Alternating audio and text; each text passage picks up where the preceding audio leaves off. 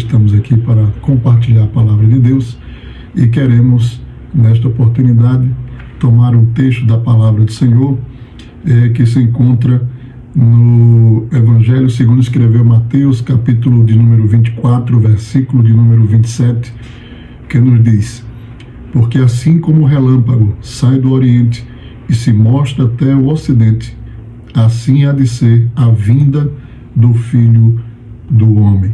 Queridos irmãos, uma das doutrinas mais preciosas da Bíblia é o arrebatamento da igreja.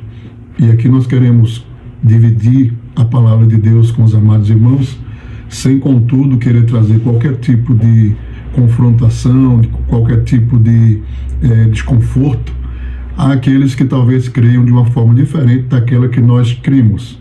Aqui nós vamos apresentar, dentro do texto bíblico, a nossa forma de crer nesse tema tão maravilhoso que está na palavra de Deus. Lembrando ainda de que essa diferença de interpretação, penso eu, não ser comprometedora da salvação, mas é necessário que o irmão tenha, à luz das Escrituras, uma verdadeira compreensão do texto bíblico. Qualquer doutrina da Bíblia, ela deve ser abalizada pela palavra de Deus. Então, nós cremos sim que Jesus vai voltar e vem buscar a igreja, assim como é de comum entendimento em todos os níveis e áreas, né?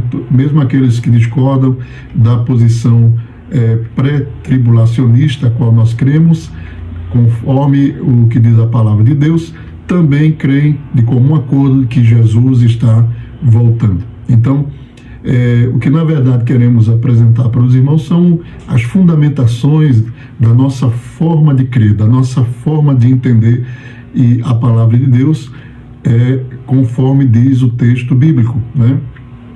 Hoje nós temos, dentro do conceito e dentro do âmbito da teologia, alguns que argumentam, né, contrariamente à nossa posição pré-tribulacionista, e usam principalmente dois argumentos, né?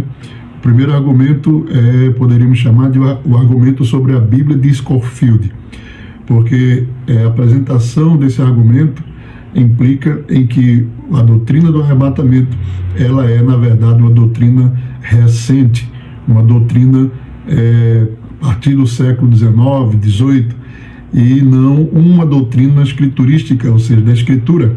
Então, um desses argumentos levanta de que a Bíblia de Scofield foi um dos instrumentos que difundiu o arrebatamento pré-tribulacionista e o rapto secreto da igreja. Inclusive, eu quero ler aqui um comentário, né, abrindo aspas. Scofield e sua Bíblia de comentário popularizaram a ideia do arrebatamento.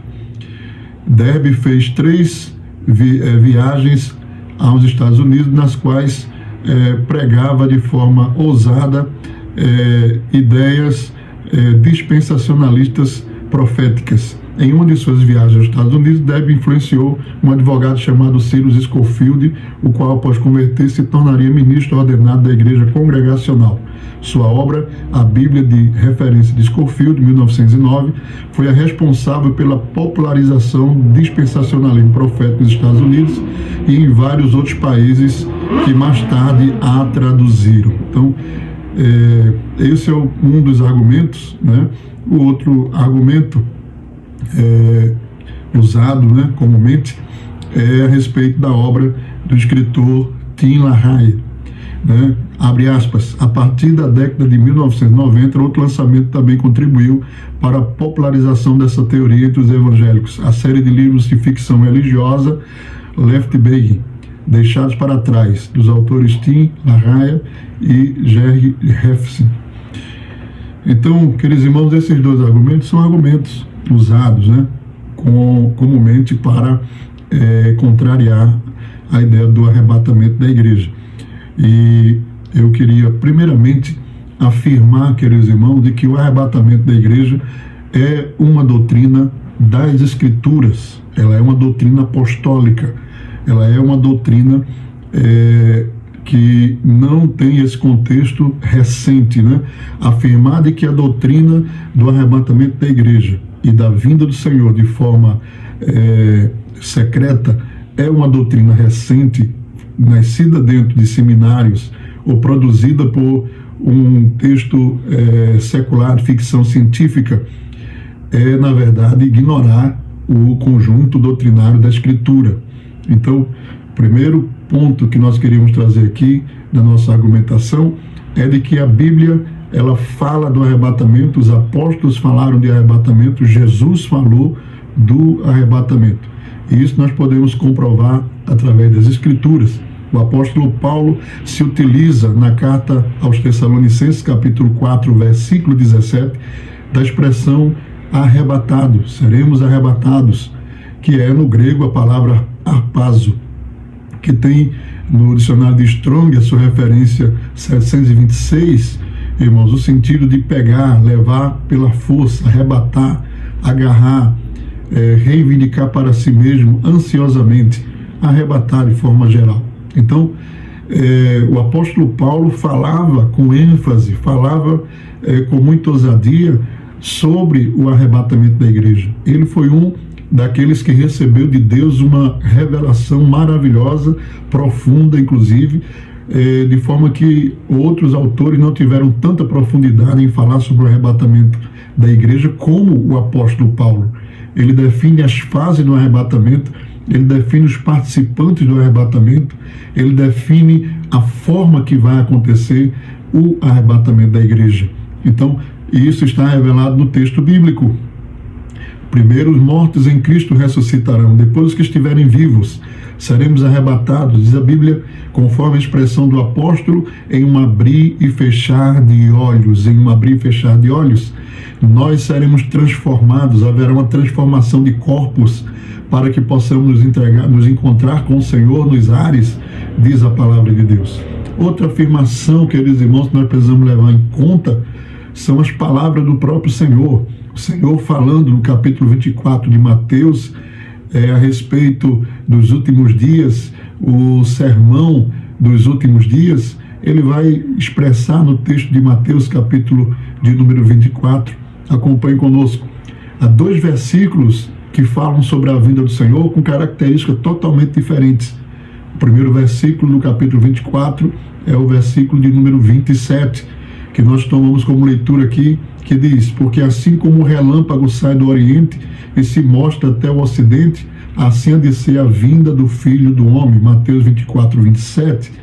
Nós temos aqui uma vinda secreta, o relâmpago que sai do Oriente e se mostra no Ocidente, como um abrir e fechar de olhos, conforme disse o apóstolo, de uma forma secreta, uma forma rápida, uma forma inesperada. Já no versículo de número 30, é completamente diferente a vinda do Senhor. Então aparecerá no céu o sinal do Filho do Homem, todos os povos da terra se lamentarão e verão o Filho do Homem vindo sobre as nuvens do céu com poder e muita glória. Esta visão aqui da vinda do Senhor é uma visão onde o mundo inteiro contemplará. Jesus virá visivelmente no versículo de número 30. Agora observe o versículo 29, que fica entre essas 2 referências do Evangelho de Mateus. Logo em seguida a tribulação daqueles dias, ou seja, o Senhor vem como um relâmpago. Logo em seguida a tribulação daqueles dias, passado o período da tribulação, ele virá visivelmente para todos aqueles que estão sobre a terra. Não há dúvida quanto a isso. A Escritura está evidenciando, mostrando claramente as 2 fases da sua segunda vinda. A primeira fase invisível unicamente para a igreja, a segunda fase visível para todas as nações da terra. Entre uma e outra, a grande tribulação, e as evidências estão no próprio texto da palavra de Deus, né? Nós precisamos estar convictos disso, né? A argumentação, por exemplo, de que nós vamos passar pela grande tribulação porque a arca passou pelo dilúvio.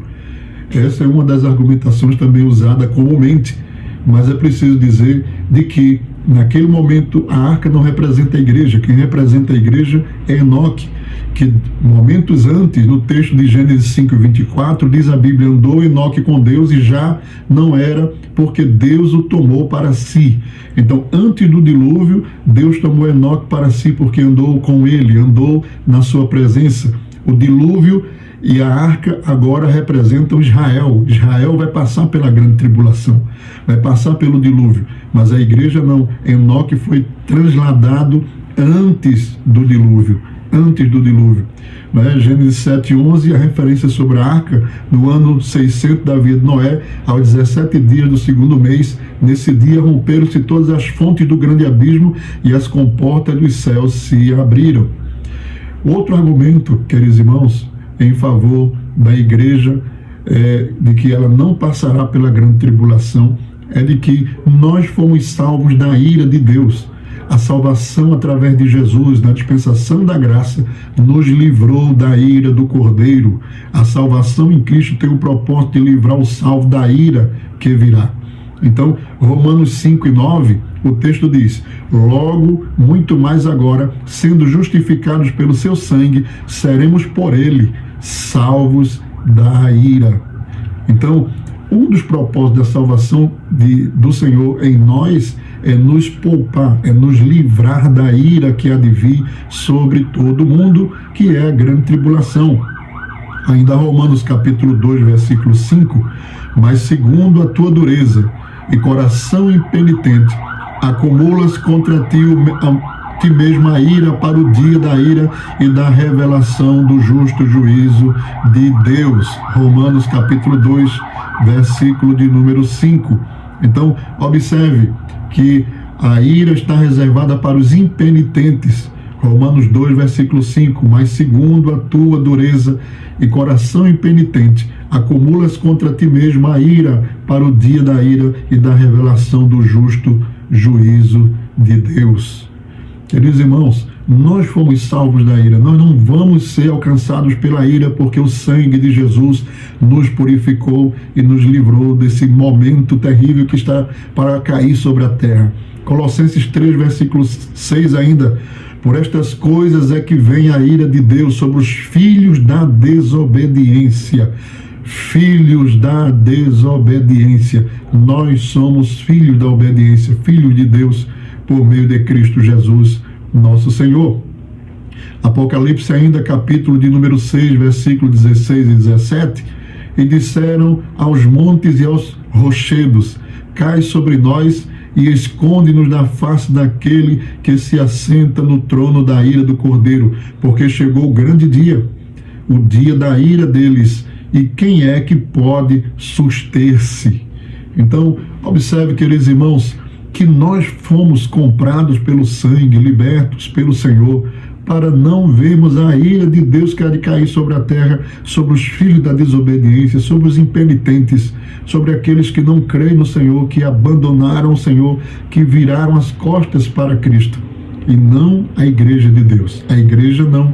A igreja, ela é a menina dos olhos do Senhor, e ela é o povo eleito, escolhido, o sacerdócio real. Quando Jesus, no Evangelho de Lucas, ele toma o livro do profeta Isaías, lá na sinagoga, para declarar de que ele é o ungido de Deus.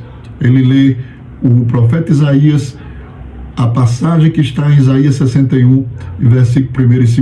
Porém, ele para a leitura antes do final do texto, quando ele diz assim, Lucas: o Espírito do Senhor está sobre mim, pelo que me ungiu para evangelizar os pobres, enviou-me para proclamar liberdade aos cativos e restauração da vista aos cegos, para pôr em liberdade os oprimidos e apregoar o ano aceitável do Senhor. O ano aceitável do Senhor.